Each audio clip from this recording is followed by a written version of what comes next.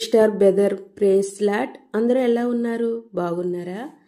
దేవా, ఈరోజు నేను నీ స్వస్థత మాటను ధ్యానించాలని ఎన్నుకున్నాను.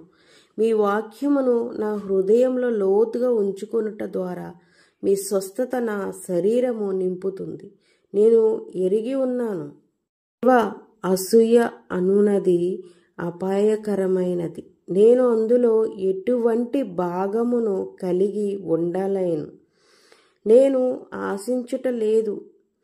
అందులో ఎటువంటి భాగము కలిగి ఉండాలని నేను ఆశించుట లేదు.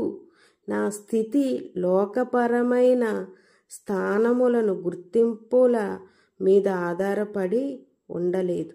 నువ్వు మాత్రమే నాకు అవసరమై ఉన్నావు. కానీ ఒక్క విషయం చెప్పాలని ఆశపడుతున్నాను సిస్టర్ బెదర్. సమస్య వస్తేనే కదా నేర్చుకునేది, కింద పడితేనే కదా మళ్ళీ లేచేది. నేను పడకూడదు అంటే ఎలా కుదురుతుంది? పడాల్సిందే. ఎవరైనా పడతారు, లెగుస్తారు. ఒకరు 16 ఏళ్ళకు పడతారు, ఒకరు 20 yearsకి పడతారు, ఒకరు 40 yearsకి పడతారు, ఒకరు 50 yearsలో పడతారు. బట్ పడతారు. పడకుండా ఎంతగా నువ్వు ఏం నేర్చుకుంటావు? సో తల ఎత్తి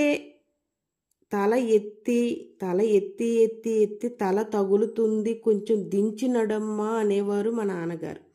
బికాస్ సక్సెస్ ఏం చేస్తుంది అంటే కళ్ళు కప్పేస్తుంది. ఫెయిల్యూర్ ఏం చేస్తుంది అంటే క్లియర్గా చూపిస్తుంది. అంటే ప్రతి ఒక్కరిని అబ్జర్వ్ చేయొచ్చు. ఫెయిల్యూర్లో ఉన్నప్పుడు ఎవరు నీవారు, ఎవరు నీవారు కాదు. ఎవరు నీ సైడు ఇన్ని రోజులు నటించారు, నీ డబ్బు కోసం, నీ సక్సెస్ కోసం నటించారు. ఇప్పుడు ఎవరు 2 కలర్స్ వచ్చాయి.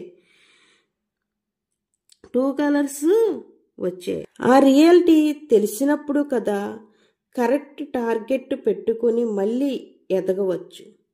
ఫెయిల్యూర్లో నేను చాలా నేర్చుకున్నాను. సక్సెస్ నాకు ఏం నేర్పలేదు. సక్సెస్ అసలు ఏమీ నేర్పలేదు నాకు. కానీ దేవుడు ఆత్మలో నేను చాలా ఫెయిల్యూర్లో దేవుడికి చాలా దగ్గరయ్యాను.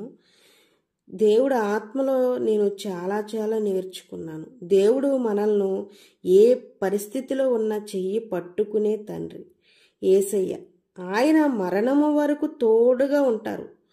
ఆయన ఉన్నారనే ధైర్యం చాలా ధైర్యం హృదయాన్ని స్ట్రాంగ్ చేస్తుంది.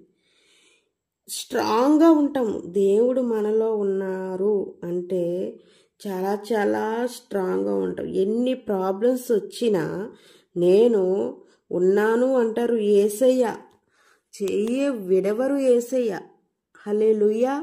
మీ ప్రియమైన యేసు బిడ్డ రామలక్ష్మి. హల్లెలూయా.